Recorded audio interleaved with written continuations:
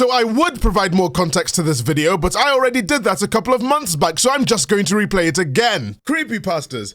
You know what they are, and if you're one of the people who still believe they are items of food, I envy your untainted soul. I've extensively covered creepypastas before on the main channel, and you can watch that video here. But while working on my next main channel project, I thought to myself, wow, I haven't checked back in with the creepypasta community in a while. Let's see what's up. That ended up being a mistake. So in the midst of internet-based horror content making a comeback on the internet, I decided to travel back in time to check in with what I think the worst creepypasta ever made is. That's Jeff the Killer, by the way. But this time, we're actually going to see if the creepypasta itself stood the test of time. So I'm reading it with a special guest. As always, leave a like down below and comment some suggestions on how the creepypasta could be improved. And also watch to the end for a little extra information. I hope you all had a happy new year and enjoy the video. Good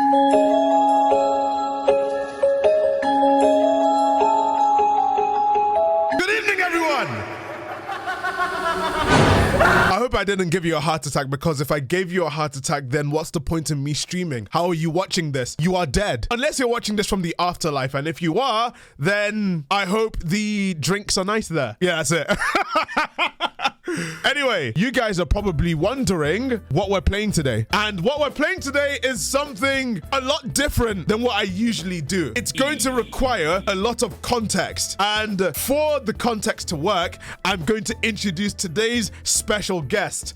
And they are in the next screen. And today we are joined by a new voice, or the same voice, depending on when the video is out. Hello.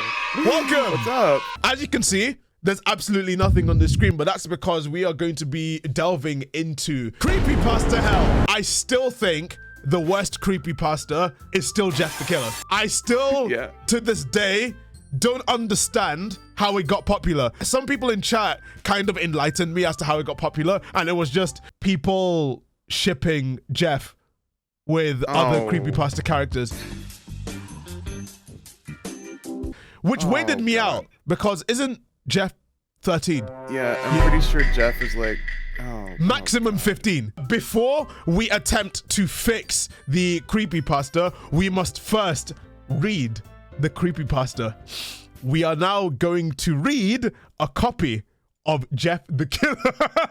I went on to creepypastas.com, and did you know the really funny thing about the creepypasta is that it's actually really hard to find properly. You have to go onto Google and type in a bunch of entries to even get a copy of the text creepypasta, because it got deleted from the creepypasta wiki for being too shit. I find that really funny. Excerpt from a local newspaper. Ominous unknown killer is still at large. I think we should mark this thing live as well. We're like English teachers with hiccups. After weeks of unexplained murders, the ominous unknown killer is still on the rise. After little evidence has been found, a young boy states that he survived one of the killer's attacks and bravely tells his story. I had a bad dream and I woke up in the middle of the night, says the boy. I saw that for some reason the window was open, even though I remember it being closed before I went to bed. I got up and shut it once more. No child I know says once more. Once more? No child I know says once more. Afterwards, I simply crawled under my covers and tried to get back to sleep. That's when I had a strange feeling like someone was watching me. See that? Oh my god. That doesn't make any sense. Are you telling me that this guy climbed in through the window and he didn't notice? I looked up and nearly jumped out of my bed. There, in the little ray of light illuminating from between my curtains, were a pair of two eyes. These weren't regular eyes. They were dark, ominous eyes. No child has this vocabulary. These are big words for a child. What? A young boy, they said. They were bordered in black and just plain out terrified me. That's when I saw his mouth, a long, horrendous smile that made every hair on my body stand up. Sweet Jesus. The figure stood there, watching me. Finally, after what seemed like forever, he said it. He said it! A simple phrase, but said in a way only a madman could speak. He said... Say he said, the line. go to sleep. Yeah! I let out a scream. That's what sent him at me. He pulled up a knife, aiming at my heart. He jumped on top of my bed. I fought him back. I kicked, I punched, I rolled around trying to knock him off me. So my dad busted him. The button is like, what What the f*** going on in here? What's going on in here? Stop playing gruff, Jonathan! It went into my dad's shoulder. The man probably would have finished him off if one of the neighbors hadn't alerted the police. Wait. Hold up. He threw the knife and it went into his dad's shoulder. I can imagine his dad just busts in the door. He's just like, what the f? He just throws the knife immediately. What the fuck? Ah! They drove into the parking lot and ran towards the door. The man turned and ran down the hallway. I heard a smash like glass breaking. As I came out of my room, I saw the window that was pointing towards the back of my house was broken. I looked out it to see him vanish into the distance. I can tell you one thing, I will never forget that face, those cold, evil eyes and that psychotic smile. They will never leave my head. So this is all just an eyewitness testimony? Yeah. Every bit of this. This kid is like monologuing this. That's like, a full monologue. That's like... That's... Four, I don't know yeah. how the 1, fuck 2, this, 3. like... That's a 4-paragraph monologue. He's gifted, yeah. Imagine it's just like, instead of just a regular testimony who was told to write it in an English exam. You know how English teachers are always like, what if the guy just likes flowers? Why do we have to make things so complicated? Well, the flower is an allegory for the trials and tribulations of gamers in 2011. I remember my English teacher just constantly talking about sexual connotations in one of the books that I had to read for GCSE. It was really weird. Police are still on the look for this man. I bet they are, because they can't find shit. If you see anyone that fits the description in this story, please contact your local police department. Ah, so this is the actual story now. So who actually documented this is the real question. Jeff and his family had just moved into a new neighborhood. His dad had gotten a promotion at work and they thought it would be best to live in one of those fancy neighborhoods. Jeff and his brother Leo couldn't complain though. A new, better house? What was not to love? As they were getting unpacked, one of their neighbors came by. Hello, She said. I'm Barbara. I live across the street from you. Well, I just want to introduce myself and introduce my son. She turns around and calls her son over. Billy, these are our new neighbors. Billy said hi and ran back to play in his yard. Well, said Jeff's mom, I'm Margaret. This is my husband Peter and my two sons Jeff and Leo. They each introduced themselves and then Barbara invited them to that quick? Oh yeah, we just moved in. You want to come to a birthday party? You know, I mean, they call it Southern hospitality for a reason. They each introduced themselves and then Barbara invited them to her son's birthday. Jeff and his brother were about to object when their mother said they would love to. When Jeff and his family are done packing, Jeff went up to his Grammar error! When Jeff and his family are done. It's we're done. When Jeff and his family finished packing. Mom, why would you invite us to some kid's party? If you haven't noticed, I'm not some dumb kid. Jeff, said his mother, we just moved here. We should show that we want to spend time with our neighbors. And now we're going to that party, and that's final. Jeff started to talk, but stopped himself, knowing that he couldn't do anything. Whenever his mum said something, it was final. He walked up to his room and plopped down on his bed. He sat there looking at the ceiling when suddenly he got a weird feeling. Not so much pain, but a weird feeling. The feeling was so weird we had to say it twice. He dismissed it as just some random feeling. He heard his mother call him down to get his stuff, and he walked down to get it. Grammatically, actually, just real quick, said feeling 3 times in a row. You got a weird feeling. A weird feeling. Some random no. It's not. That's just. I got a feeling that tonight's Shut the fuck gonna... up. The next day, Jeff walked downstairs to get breakfast and got ready for school. As he sat there eating his breakfast, he once again got that feeling. Again, he can't stop getting that feeling. This time it was stronger. It gave him a slight tugging pain, but he once again dismissed it. As he and Leo? Leo finished breakfast. They walked down to the bus stop. They sat there waiting for the bus, and then all of a sudden, some kid on a skateboard jumped over them, only inches above their laps. They both jumped back in surprise. Hey, what the hell? The kid on the skateboard just did an ollie over them. He was like, hey, man! The kid landed and turned back to them. He kicked his skateboard up and caught it with his hands. Ooh. That's badass. Ooh, that's better. The kid seems to be about 12. 1 year. Jeff. He wears an Aeropistol shirt and ripped blue jeans. Well. Looks like we got well. some new meat. Suddenly, two other kids appeared. One was super skinny and the other was huge. Well, since you're new here, I'd like to introduce ourselves. Over there is Keith. Keith! Jeff and Leo looked over to the skinny kid. He had a dopey face that you would expect a sidekick to have. And he's Troy. They looked over at the fat kid. Oh, that's not funny. It's like how J.K. Rowling went into detail talking about how fat someone was. I went and reread the first Harry Potter book, and the way J.K. Rowling describes every movement that Dudley did in the beginning of the book, just his fat, greasy, disgusting fingers. Oh my god. And I, said the first kid, I'm Randy. Now for all the kids in this neighborhood, there's a small price for bus fare, if you catch my drift. Leo stood up, ready to punch the lights out of the kid's eyes when one of his friends pulled a knife. You what? Huh? What? This man's 12. I have to adopt the roadman accent for it. It's like, I hope you be more cooperative, fam. I see what we do this the hard way, man. The kid walked up to Leo and took his wallet out of his pocket. Jeff got that feeling again. Now it was truly strong, a burning sensation. He stood up, but Leo gestured him to sit down. Jeff ignored him and walked up to the kid. Oh man, he's pissed. Listen here, you little punk. Give back my bro's wallet or else. Randy put the wallet in his pocket and pulled out his own knife. Oh, what are you saying, fam? What are you gonna do, fam? Just as he finished his sentence, Jeff popped the kid in the nose. As Randy reached for his face, Jeff grabbed the kid's wrist and broke his wrist. What is that strength? I can imagine it's like a twig. Just like... Oh. Randy screamed and Jeff grabbed the knife from his hand. Troy and Keith rushed at Jeff, but Jeff was too quick. He threw Randy to the ground. Keith lashed out at him, but Jeff ducked and stabbed him in the arm. Keith dropped his knife and fell to the ground screaming. Troy rushed him too, but Jeff didn't even need the knife. He just punched Troy straight in the stomach and Troy went down. Ooh.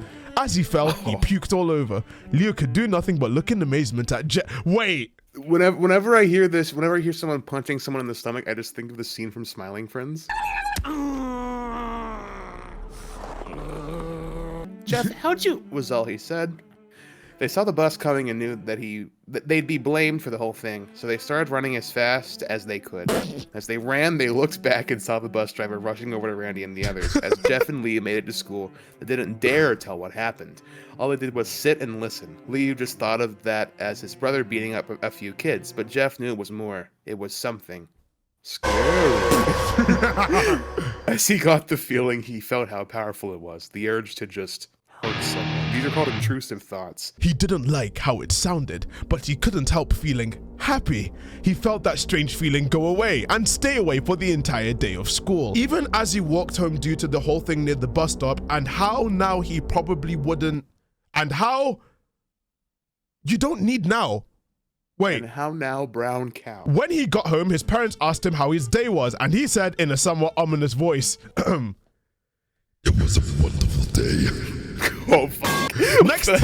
Next morning, he heard a knock at his front door. He walked down to find 2 police officers at the door, his mother looking back at him with an angry look. Oh, boy. Oh, boy. Jeff, these brothers tell me you attacked 3 kids. These brothers. That it wasn't regular fun, and that they were stabbed. Stabbed, son! Jeff's gaze fell to the floor, showing us that it was true. I love how his gaze fell to the floor. He's just like, Mom, they were the ones who pulled the knives on me and Leo. Son, said one of the cops, we found 3 kids, 2 stabbed, 1 having a bruise on his stomach. And we have witnesses proving that you fled the scene. Now, what does that tell us? Jeff knew it was no use. He could say him and Leo had been attacked, but then there was no proof it was not them who attacked first. What?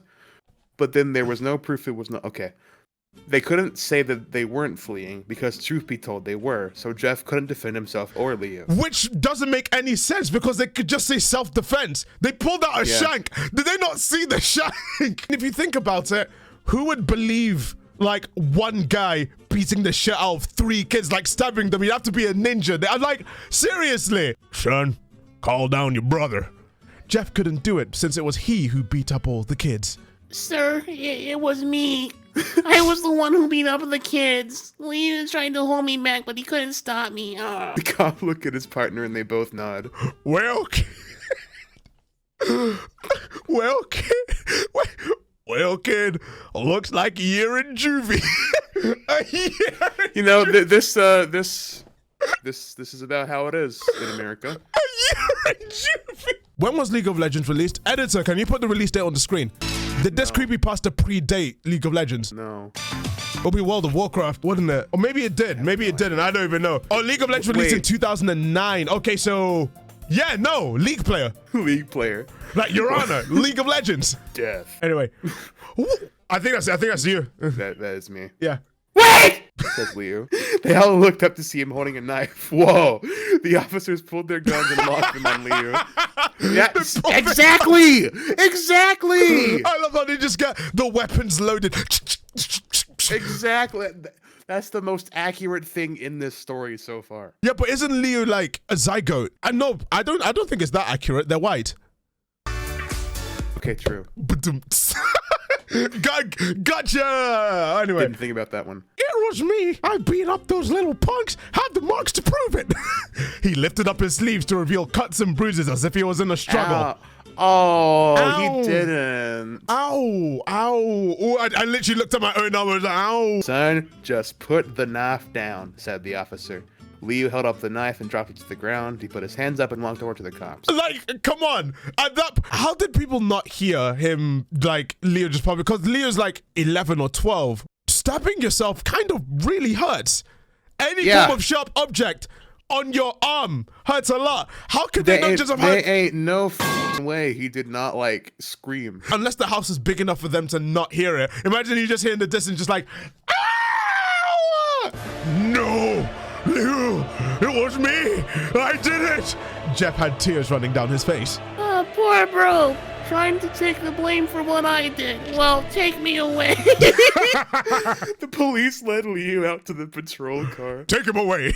Leo, tell them it was me. It was me. Tell them I was the one who beat up those kids. Jeff's mother put her hands on his shoulders. Jeff, please, you don't have to lie. We know it's Leo. You can stop. No, wait, no, that was Arthur Morgan. Sorry, wait. I gotta redo that. Jeff, please, you don't have to lie. We know it's Leo. You can stop. Jeff watched helplessly as the cop car speeds off with Leo inside. See, they're even speeding. It's just like America. A few minutes later, Jeff's dad pulled into the driveway, seeing Jeff's face and knowing something was wrong. Son, what is it? Jeff couldn't answer. His vocal cords were strained from crying. Instead, Jeff's mother walked his father inside to break the bad news to him as Jeff wept in the driveway. After an hour or so, Jeff walked back into the house, seeing that his parents were both shocked, sad, and disappointed. He couldn't look at them. He couldn't see how they thought of Leo when it was his fault. He just went to sleep, trying to get the whole thing off his mind. 2 days went by with no word from Leo at JDC. No friends to hang out with, nothing but sadness and guilt. That is until Saturday, when Jeff is woken up by his mother with a happy, sunshiny face. They got over that quickly. Jeff, it's the day, she said as she opened up the curtains and let light flood into the room. What's the day? Just ask Jeff as East. So I don't know why I do it like that. Why, it's Billy's party. He was now fully awake. What? Are you dizzy, blood? You don't expect me to go to some youth's party after? There was a long pause. Jeff, we both know what happened. I think this party could be the thing that brightens up the past days. Okay. Now get dressed. Jeff's mother walked out of the room and downstairs to get ready herself. He fought himself to get up. He picked out a random shirt and a pair of jeans and walked downstairs. He saw his mother and father all dressed up, his mother in a dress and his father in a suit. This is like the meme of like grandmother's funeral versus Bone Lab release trailer. He thought, why would they ever wear such fancy clothes to a kid's party?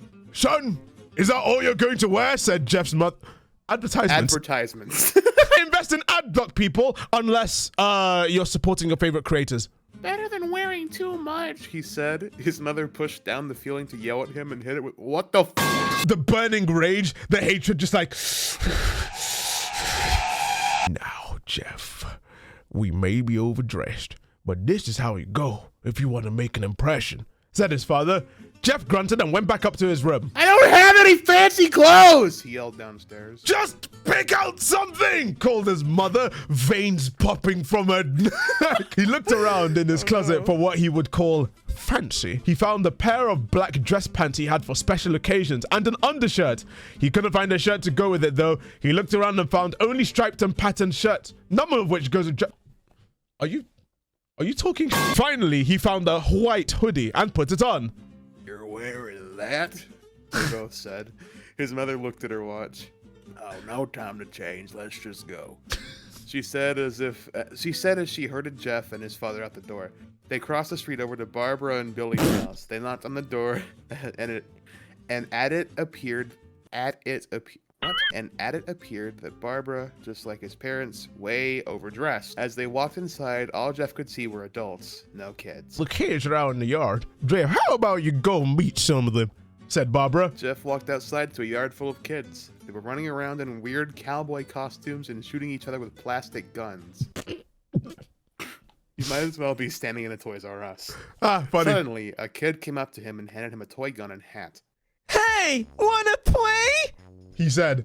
No kid, I'm way too old for this stuff. The kid looked at him with that weird puppy dog face. Let's stop right there. What the fuck? Please!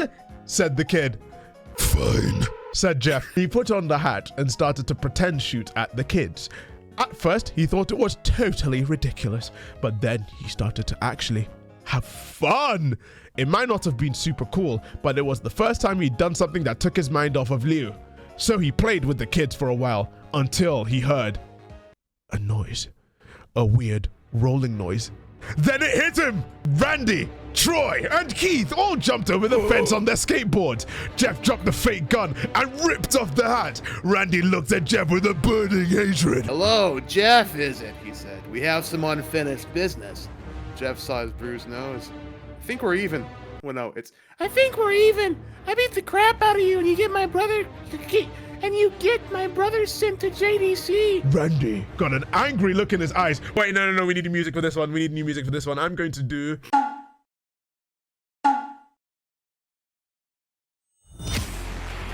Oh, yeah, that's. All right, can you guys hear it? All right, Randy got an angry look in his eyes. Oh no, I don't go for even. I go for winning. You may have kicked our asses that one day, but not today. As he said that, Randy rushed at Jeff. They both fell to the ground. And oh my god. All right, Randy punched Jeff in the nose, and Jeff grabbed him by the ears and headbutted him. Jeff pushed Randy off of him, and they both rose to their feet. Kids were screaming, and parents were running out of the house. Troy and Keith both pulled guns. Holy What the f- What's going on? No one interrupts or guts will fly, they said. Randy pulled a knife on Jeff and stabbed it into his shoulder. Jeff screamed and fell to his knees. Randy started kicking him in the face. After 3 kicks, Jeff grabs his foot and twists it, causing Randy to fall to the ground. Jeff stood up and walked towards the back door. Troy grabbed him. Need some help? He picks Jeff up by the back of the collar and throws him through the patio door. Oh my god. As Jeff tries to stand, he's kicked down to the ground. Randy repeatedly starts kicking Jeff until he starts to cough up blood. Holy Come on, Jeff! Fight me! He picks Jeff up and throws him into the kitchen. Randy sees a bottle of vodka on the counter and smashes the glass up. Holy shit! Oh my god! Fight! He throws Jeff back into the living room. Come on, Jeff! Look at me! Jeff glances up, his face riddled with blood. I was the one who got your brother sent to JDC, and now you're just gonna sit here and let him run in there for a whole year? You should be ashamed. Jeff starts to get up. Oh, finally! You stand and fight. Jeff is now to his feet, blood and vodka on his face. Once again, he gets that strange feeling, the one in which he hasn't felt for a while. Finally, he's up, says Randy as he runs at Jeff. That's when it happens. Something inside Jeff snaps. His psyche is destroyed. All rational thinking is gone. All he can do is kill. He grabs Randy and pile drives him to the ground. He gets on top of him and punches him straight in the heart. The punch causes Randy's heart to... What? What? So hard he died. Holy shit! Actual glory kill. As Randy gasps for breath, Jeff hammers down on him. Punch after punch. Blood gushes from Randy's body until he takes one final breath and dies. Everyone is looking at Jeff now. The parents, the crying kids, even Troy and Keith, although they easily break from their gaze and point their guns on Jeff. Oh my God. Jeff sees the guns trained on him and runs for the stairs. As he runs, Troy and Keith let out fire on him, each shot missing. Wow, these guys are shit at aim. Jeff runs up the stairs. He hears Troy and Keith follow up behind. As they let out their final rounds of bullets, Jeff ducks into the bathroom. He grabs the towel rack and rips it off the wall. Troy and Keith race in, knives ready. Troy swings his knife at Jeff, who backs away and bangs the towel rack into Troy's face. Ow. Troy goes down hard, and now all that's left is Keith. He's more agile than Troy, though, and ducks when Jeff swings the towel rack. He dropped the knife and grabbed Jeff by the neck. He pushed him into the wall. A thing of bleach fell down on top of him from the top shelf. It burnt both of them, and they both started to scream. Jeff wiped his eyes the best he could. He pushed the back towel rack, pulled back the towel rack, and swung it straight into Keith's head. As he lay there bleeding to death, he let out an ominous smile. He let out. What's so funny? Asked Jeff. Keith pulled out a lighter and switched it on. What's funny, he said, is that you're covered in bleach and alcohol. Jeff's eyes widened as Keith threw the lighter at him. As soon as the flame made contact with him, the flames ignited the alcohol in the vodka.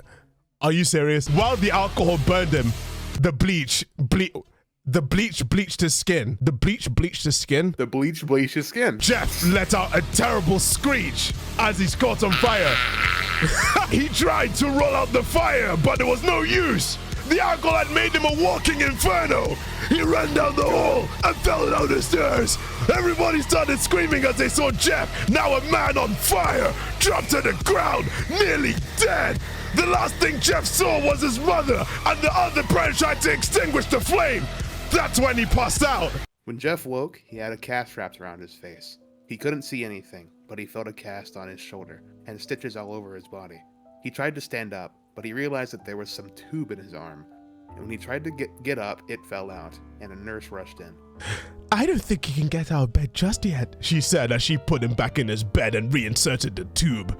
Jeff sat there with no vision, no idea of what his surroundings were. Finally, after hours, he heard his mother.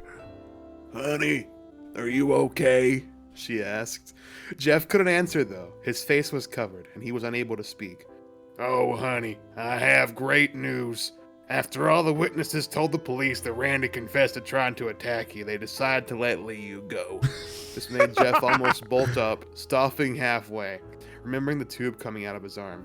He'll be out by tomorrow, and then you two will be able to be together again. Jeff's mother hugs Jeff and says her goodbyes. The next couple of weeks were those where Jeff was visited by his family. Then came the day where his bandages were to be removed. His family members were all there to see it, what he would look like. As the doctors unwrapped the bandages from Jeff's face, everyone was on the edge of their seats. They waited until the last bandage holding the cover over his face was almost removed. Let's hope for the best, said the doctor. He quickly pulls the cloth, letting the rest fall from Jeff's face. Jeff's mother screams at the side of his face. Leo and Jeff's dad stare awestruck at his face. What? What happened to my face? Jeff said. He rushed out of bed and ran to the bathroom. He looked in the mirror and saw the cause of the distress. His face, it's horrible. Zuck. His lips were burnt to a deep shade of red. His face was turned into a pure white color, and his hair singed from brown to black. He slowly put his hand to his face. It had sort of a leathery feel to it. He looks back at his family and then back at the mirror. Bro, that's so funny. Imagine, after all those months of recovery, almost getting killed, and they're like, this is several months of recovery, and we are pleased to finally show you that we've worked on reconstructing his face. And instead of everyone just applauding on a job well done, instead of them applauding a job well done, everyone just like, Not that bad, said Jeff. It's perfect. His family was equally surprised. I sure was surprised, weren't you there? I was so surprised. Jeff started laughing uncontrollably. His parents noticed that his left eye and hand were twitching. Jeff, are you okay? Okay, I've never felt more happy. Ha, ha, ha, ha, ha. Look at me. This face goes perfectly with me. He couldn't stop laughing. He stroked his face, feeling it, looking at it in the mirror. What caused this? Well, he may recall that when Jeff was fighting Randy, something in his mind, his sanity snapped. Oh my lord.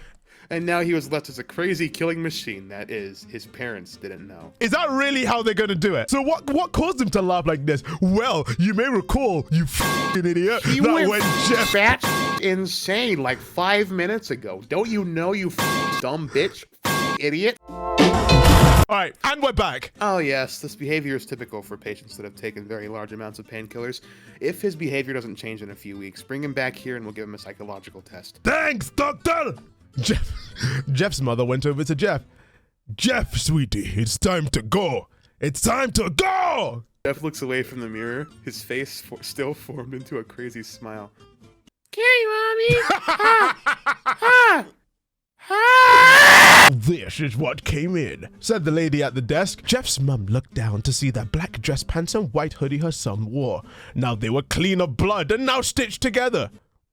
Why did they just wouldn't do that. Anyway, Jeff's mother led him to his room and made him put his clothes on. Then they left, not knowing that this was the final No, no! fucking story. Oh, shit! It's I'm not gonna going work. to kill Jeff's mother and father in the next paragraph. Later that night, Jeff's mother woke to a sound coming from the bathroom. It sounded as if someone was crying. She slowly walked over to see what it was. When she looked into the bathroom, she saw a horrendous sight. Jeff had taken a knife and carved a smile into his cheeks. God damn. Jeff! God damn. Jeff! What are you doing? Asked his mother. Jeff looked over to his mother. I couldn't stop smiling, Mommy. It hurt after a while, but I could smile forever. Jeff's mother noticed his eyes ringed in black. Jeff! Your eyes! His eyes were seemingly never closing. I couldn't see my face. I got tired and my eyes started to close. I burned out the eyelids so I could forever see myself, my new face. What? Wait, he burned off his eyelids. This bitch is dying within 2 days. Jeff's mother slowly started to back away, seeing that her son was going insane.